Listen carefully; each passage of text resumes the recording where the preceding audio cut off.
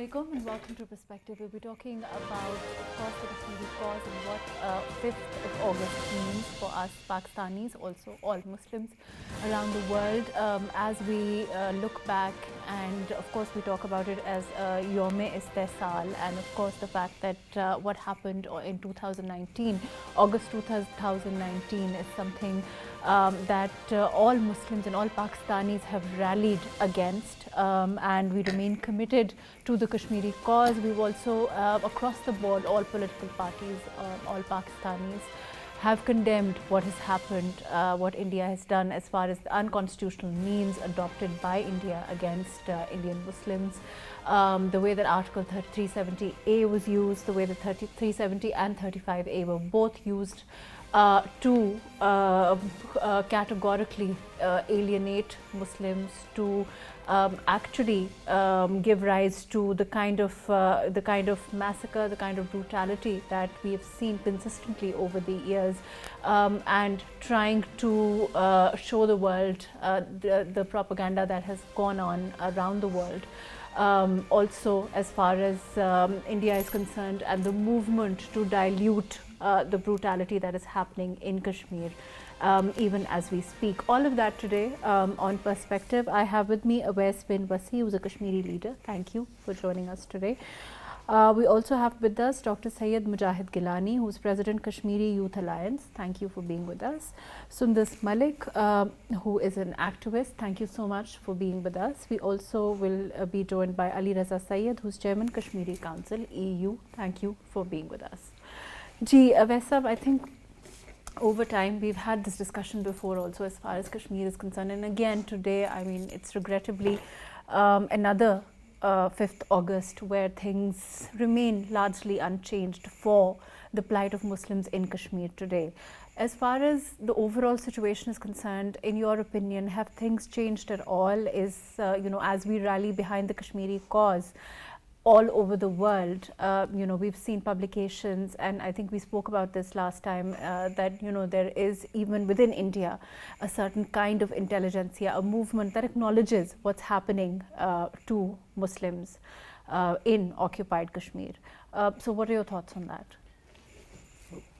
First of all, since this is the 5th of August 2022, so we need to discuss in the first place that this whole, action, unilateral action of India from legal perspective, this action, this revocation of Article 370 and 35A, this is in fact against India's own constitution. Constitutional provisions, especially 356, 368 clause 2 and 370 itself, it goes against. Because 370 clearly mentions that this is a kind of compromise between Indian Union and the state of Jammu and Kashmir. And in order to bring about any amendment, in order to bring about any change in the constitution, this needs to have mutual agreement and mutual consent. Unilateral amendment, unilateral change cannot take place.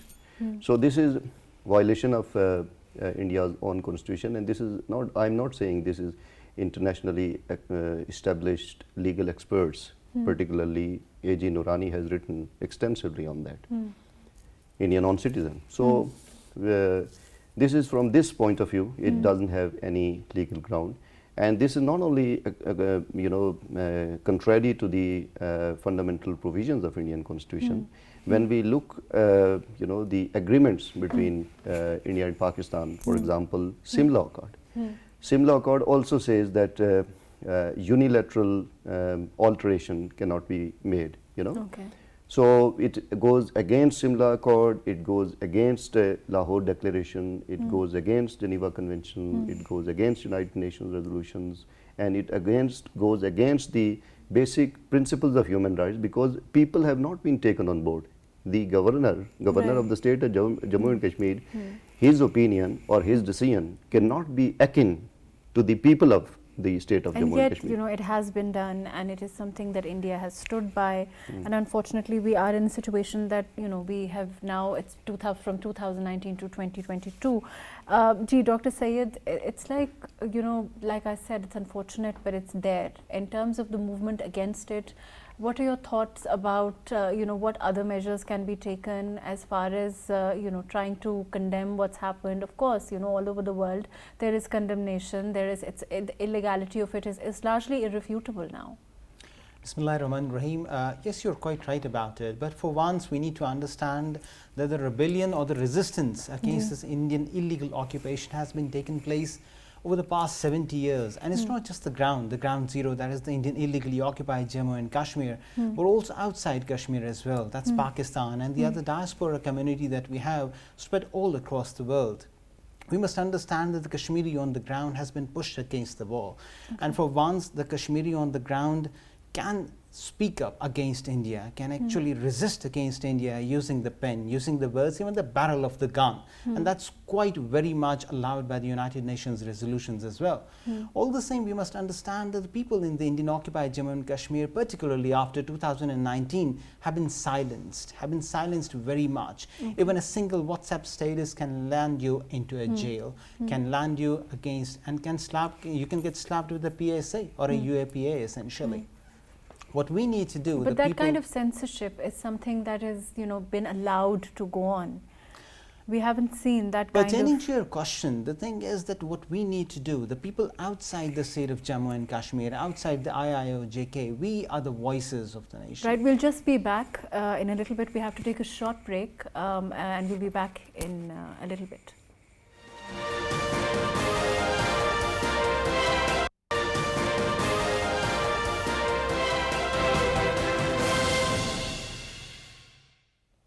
Welcome back. We've been talking about what August 5th means and the abrogation of Article 35A 370. As far as the Kashmiri cause is concerned, what are the measures that can be taken?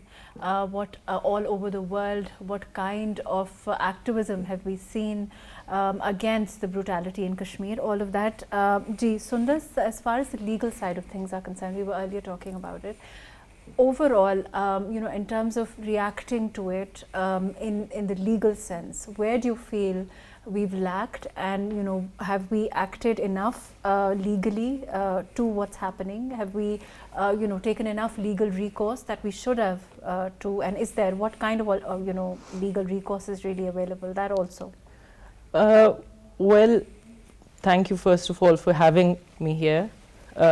Secondly, I think I would like to start by saying that any action, whether that be legal or otherwise, if it's based on conjecture, it's very seldom it yields anything positive. Okay.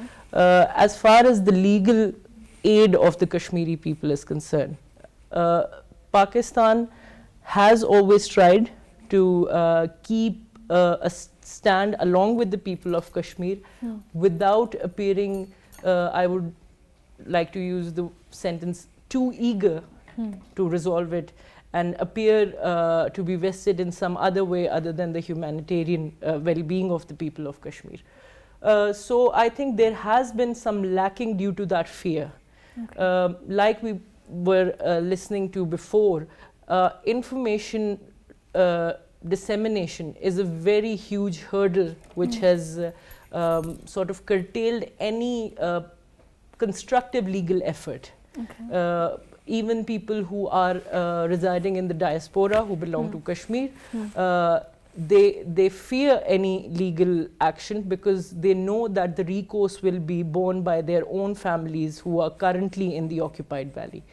So I think a very delicate, urgent, yet very aggressive legal action is required. For I think first of all for the survival of the Kashmiri people, and then eventually for the resolution of the Kashmir issue, because right now I think seeing the reports of the Genocide Watch and such institutions, we know that the survival of the Kashmiri people is the first and foremost issue which needs to be dealt with. So in that aspect, I think whether that's the International Court of Justice, who might be referred to a case by the UNSC, the UNSC has the power to refer cases, and for that we need again aggressive diplomacy. Right. So this, let me come back to you. I want to talk more about what recourse there is for in that direction. But let me go to Ali Raza Syed, who's Ali Sab. As far as measures that have been taken at this time, do you see? We've been talking about the fact that the region, of course, has been cut off. There's no way to actually see what's actually happening apart from the kind of propaganda that is being spun from the Indian side.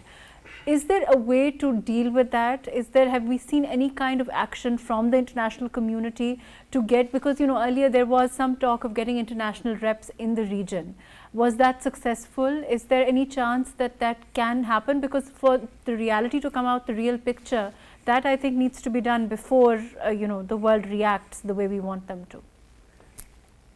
Thank you very much for having me. I think the best way, as you said, that from the international community, from the international organization, they should hit the ground themselves, because the Indian government, the Modi regime is portraying that the situation is calm, everything is normal, but it is not.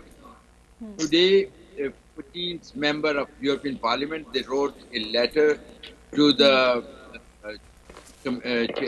President of the Commission, and they were not satisfied. They said that if everything is normal, then there should be a visit from the international community, and what the news they get from their sources is that the situation is not quite, and still the human rights violations are going on. And if you go back to the 5th of August 2019, when Modi started to divide Kashmir and to suppress the people of Kashmir more than ever before, but he was thinking there in the people in New Delhi, they thought that with the force they can bring the peace there, or they can bring the people. They can broke the will of the people of Jammu and Kashmir, but they failed it. Now, if you see the human rights activist Khurram Parvez, which is well known in Western world, and he got the awards also from European Union and from other part of the world.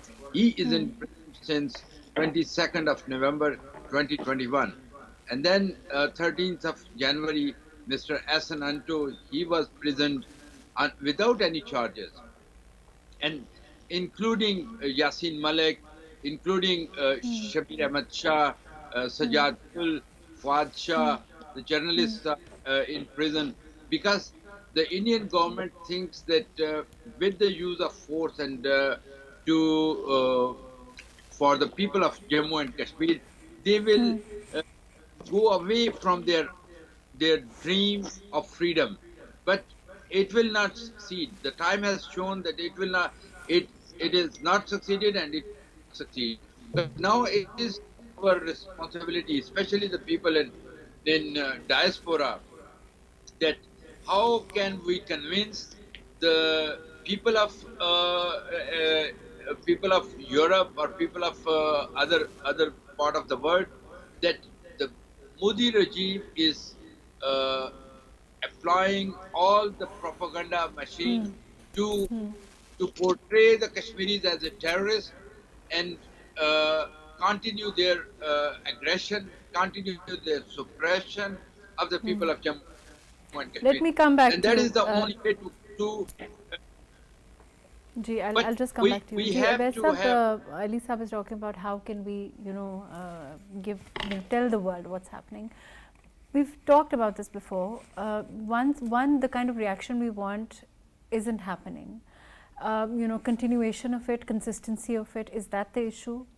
Is it about the effort that is being made? Overall, what are the reasons you feel that there is that kind of lack of response? Of course, their own political expediency, their own interests are those things that are quite, that will always be relevant in the international scenario. Yes, as Ali Raza Saab was discussing about the current prevailing situation in J&K, the response that we are expecting from the world, from P5 and other powerful capitals, I think that we need to expedite and make concerted efforts on the first place. We are at the advantageous position in terms of the legal locus standing of this dispute, but unfortunately we cannot present the way it should have been. This is number one, that we need to do it. And when you say that we have not been able as a whole, we need to enrich it from different perspective. Legal aspect that we have extensively discussed it today in that session, I think that need to be incorporated. Second thing is about human angle. We always talk about human angle, that this issue should be highlighted from human perspective, but unfortunately there are different aspects which should have been highlighted. But what do you mean when you say human angle, and what aspects? For example, that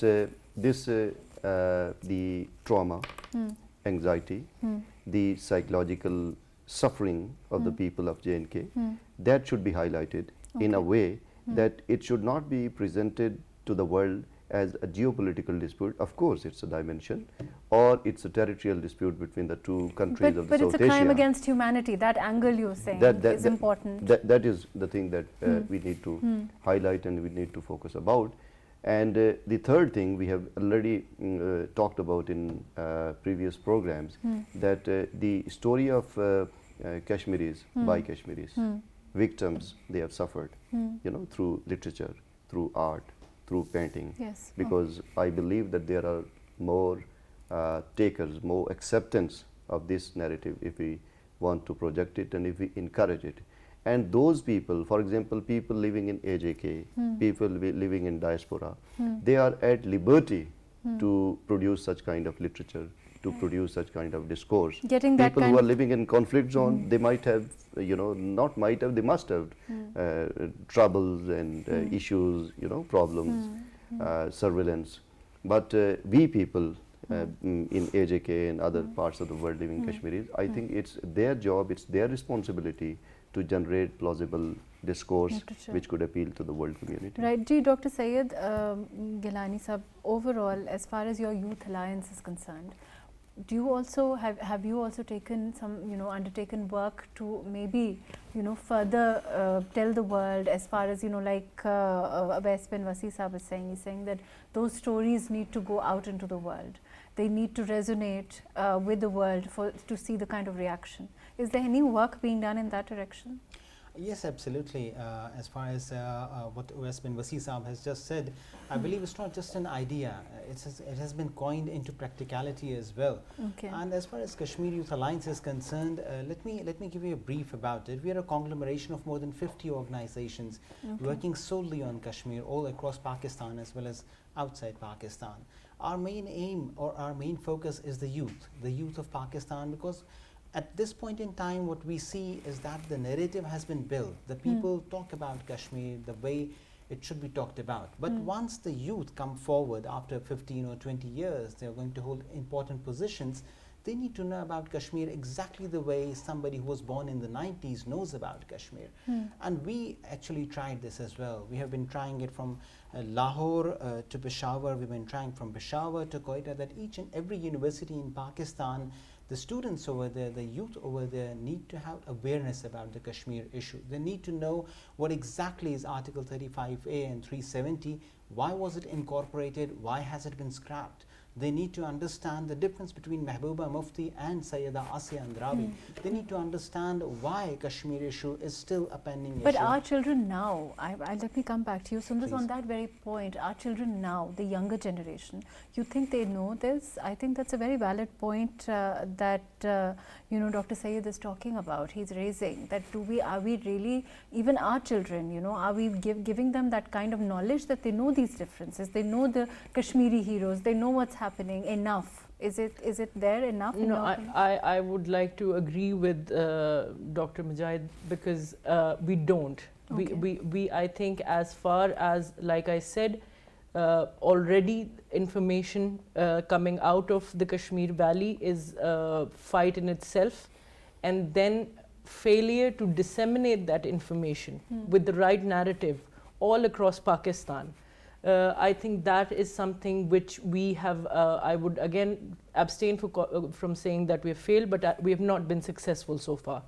You think it has to be more, media can play a better role, our schools and the way that our education system is structured? I think firstly we need to realize and take on board people such as Dr. Mujahid, such as Altaf Saab, and find out what is the right narrative that needs to be disseminated, and then work really hard on doing that. Where I'd like to disagree with Dr. Mujahid on this, on one aspect, is that I don't think that the people of the valley have another 20 years. Okay. I don't think that there'll be a value in another 20 years.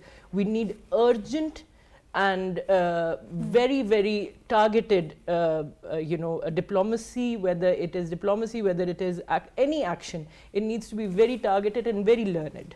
Okay. Ji, Ali Raza Saab, do you agree? You think that the rate that India is going, it's alarming what Sundar is saying. She's saying that we don't know if the valley will have that much time as far as, the struggle is concerned, and to speed it up, to make sure that it's very targeted, to use the word that she's chosen. Do you think that it's targeted enough? Do you think, perhaps it's structured enough instead of it being haphazard, instead of it not being consistent enough, instead of it being, very,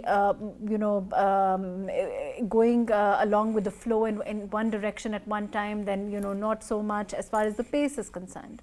What are your thoughts on that? I think that, first of all, we have to have a clear narrative, which is not there. And the second thing is that we have to plan well in advance a long-term strategy, and then we have to work on it consistently to achieve that goal. Unless we have our goal, which is to get to end the Indian occupation, to get the freedom for the people. But how we can get that? There are legal ways. We have to be on the same time on the both fronts, on the legal front also and on humanitarian front also. Human rights, on the human rights, you can get a lot of support from the international community. Even the governments of the Western world, sometimes they don't react to the atrocities or so. But when the people, when their constituency asks them that why you are silent on that, then they have to speak. And I think the first thing is that we have to create the awareness. As Dr. Saab has said, in the schools, our children in Azad Kashmir and in Pakistan, they don't know about the Kashmir issue. They don't know about what is happening there as it should be. So I think we should be focused on that. And then we have to focus on the legal aspects of this conflict. And then the third is on the human rights issues. And human rights issues, I think we can get the support from everywhere. We have seen... Right, let me come back to you. 70 years, we did not achieve the goal. So there are some mistakes, there are some things which we have to correct. and we have Right. On that note, I'll come back to you. Ji, Vaisab, do you agree? You think, of course, Kashmir is something that, it is something that every child knows about. There's no denying that. It's something, as far as 5th August is concerned, since 2019, it's also something that, we talk on media. It's part of that. We try to inculcate the values of, Kashmir, in the sense that what's happening in Kashmir, their struggle, all of that. But the way updating them, the consistency of what's happening, what the abrogation of these articles did mean, all of those things perhaps is lacking. To our children, to the society as a whole. So if we can't do that here, how can we do that internationally? That's also a question, right? If we can't bring that kind of empathy in our own people, and I'm not saying that they're not empathetic, then how will we do it in the world? That's a question. Yes, there are two parts of this question. Number one is at local level within AJK or Pakistan. I can testify because I am part of a university and I interact on regular basis with the students, and I can say that they have a very superficial understanding of Jammu and Kashmir, the dispute, and other factual things or realities on the ground. So I think that the proposal to hold seminars and discussions and activities to have awareness of students at school level and college level and universities, I think that must be done.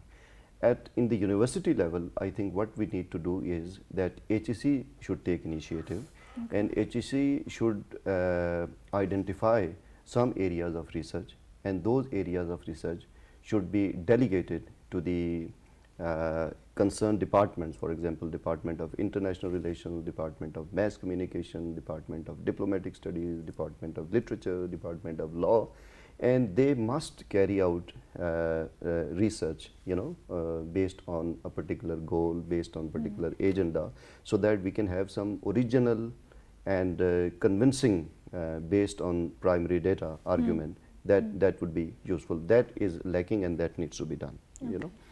Second thing about how can we project, and in our previous program I just want to reiterate that I mentioned that instead of confining ourselves to only one language, that is English, we need to seriously make that effort, that literature should be translated into other languages. We need to induct other people who can lobby to different countries, as we were just talking about Germany, for example, or other influential countries. So that we need to do is the second. And the third thing is that we talk about the fundamentals of Jammu and Kashmir, when we lobby it or when we present our papers or do our presentations in different conferences. What we need to do is that we need to talk about in the idiom of the day, in the idiom which is acceptable and which is understandable to the global community. So if we, for example, human rights is one aspect, there are other aspects we need to incorporate in our discourse, in our lobby, in our activism. If we can do that, instead of just making cliche-ridden statements, if we can make something plausible, if something we can make convincing, I think that we can create very strong quarters in the community, and those quarters later on they can push to the governments to take that decision.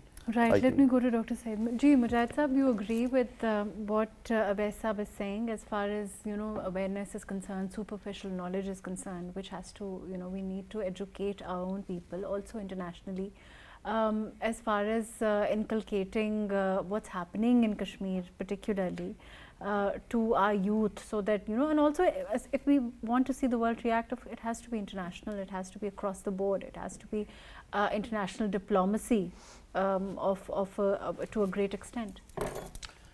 Yes, I agree to that, but let's come to the main point about it. What exactly is Kashmir?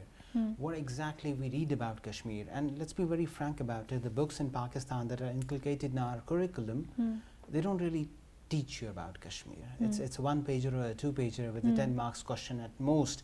Write about the Kashmir problem and how it actually began. What we need to understand is that Kashmir by itself is a huge book. It's a huge book with different dynamics and many chapters, and each chapter has a lot of articles in itself. We have the chapter of political prisoners, the chapter of cases of women, we have the cases of half orphans, half widows, pellet victims, chemical weapons. We have now the chapter of August 5th, 2019 as well. We need to understand that each chapter merits a complete, huge, whole discussion. And ultimately, we need to tell our people that this is the story of Kashmir. We can, even if we don't get it from the source, even if we don't get it from the ground, we can actually write down those stories. We can just simply write down who Usaib Altaf was. We can write about Burhan Muzaffar Wani and what his childhood really Kashmiri was. heroes and the way that, you know, the way they've sacrificed, their struggle, all of that needs to be highlighted. The book needs to bring this out, and this is the only way that actually we need to internalize Kashmir first, and then we'll be able to externalize Kashmir. We'll be able to project what the real Kashmir is instead of what India tries to I think project. Mujahid Sahab is very succinctly put it. He said we need to internalize it before we externalize it, and we need to understand, and we need to come to a conclusion as to how much weightage, how much space we want to give it in our education systems. You know, of course, we have seen consistently across the board government, as far as, you know, this government is concerned, it's remained very top on the agenda. Overall, all political parties have been consistent in their take on Kashmir and Kashmiri struggle. So in your opinion, what are some of the steps you think we can take towards that? I think one of the greatest weapons that can yield very positive results for the people of Kashmir as far as getting their stories to each and every household. Like you mentioned before, media can play a very important role in inculcating that knowledge inside people about the real narrative of Kashmir.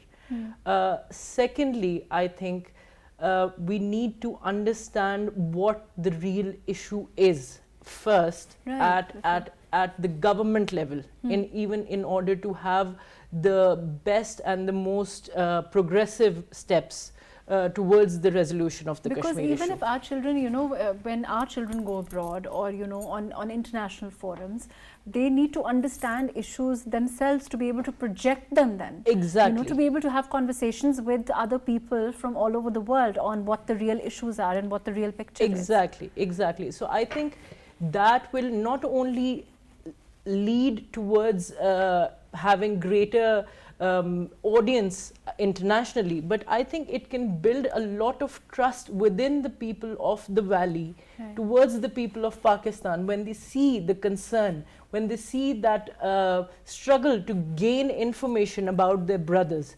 So I think it is very important in all aspects that information dissemination should be the first target.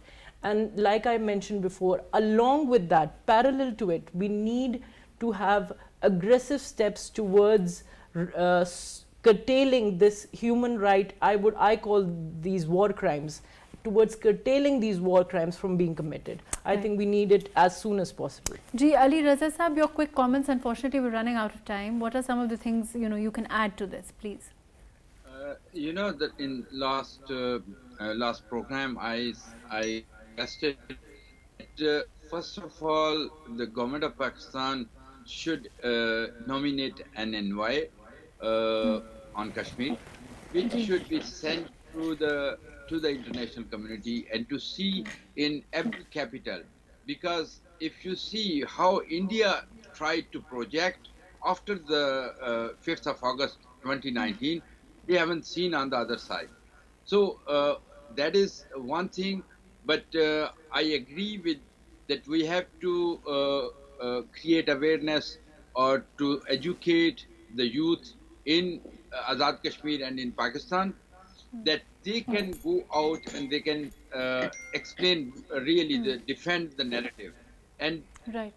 And thank you so much for being with us. Awais bin Wasi Saab, thank you for joining us. Dr. Syed Mujahid Gilani, thank you for being with us. Sundus Malik, thank you for joining us. Ali Raza Syed, thank you for your very valuable input. As far as Kashmir is concerned, of course, it remains on the very top of agenda as far as the government is concerned, as far as all Muslims, Pakistan particularly, is concerned. The way that, of course, this cause has to be taken into the world has to be more structured, more consistent, unwavering, and we have seen that kind of commitment come in from the government. Let's hope that we can move towards a kind of crack in the armor, so to speak, the world reacting like we would like to the brutality, to the inhumanity that is being seen in Kashmir at this moment. Thank you so much for joining us today on Perspective.